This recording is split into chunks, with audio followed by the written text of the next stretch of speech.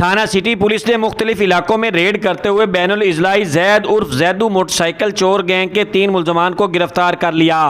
मुलजमान के कब्जा से 9 मोटरसाइकिल भी बरामद कर लिए।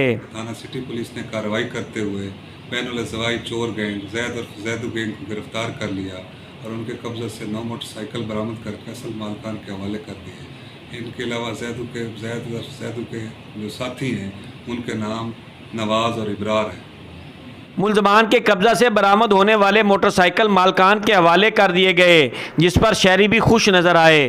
पिछले दिनों मेरे घर के बाहर से मोटरसाइकिल चोरी हुई, हम बहुत ज़्यादा परेशान थे, तो परेशानी में हमने FIR लॉन्च की तो हमारी मोटरसाइकिल बरामद कर दी। गिरफ्तार मुलजमान जैद उर्फ जैदू, नवाज, इब्रार का ताल्लुक ज़िला चनियोट और हाफजाबाद के इलाकों से है, जो शहरी इलाकों से रैकी करते हुए मोटरसाइकिल चोरी करके फरार हो जाते थे। अमीर उमर चमन, ARY न्यूज़, चनियोट।